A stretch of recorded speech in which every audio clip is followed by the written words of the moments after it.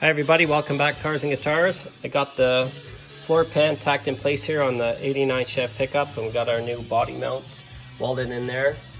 Put that in first, and then we test fit the floor in there a few times, trimmed it so we could get a nice butt weld. What I did is I left a bit of the old floor, just left it hanging over a bit there, and we overlapped the new floor, and then same over here. I let the old floor hang down a bit and just let the new floor overlap it. And then I had all the rest trimmed for a nice butt weld. Same all around the front, and I did plug welds in the front there. And once I got it all tacked in place, then I could do a cut and do a nice butt weld along the top there, and then along here too.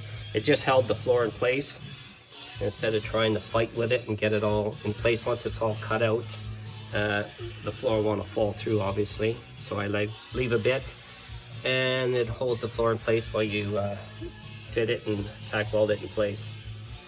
And I made a little template here out of paper for where the floor shifter is going to go for the 4x4, and I cut that out so that it's in the perfect spot instead of trying to test fit it in there and mark it and cut it, because once you do push it down very tight, like I said, to do that butt weld in there, it drops down a bit.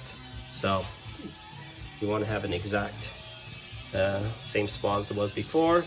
And I had trouble getting that corner in there. It was too big, so we had to cut it and hammer it in, and that's why I had to take the floor in and out a few times. And we got our plug welds along here, so it's in there quite nice. We measured and the distance for the seat, and it's perfect.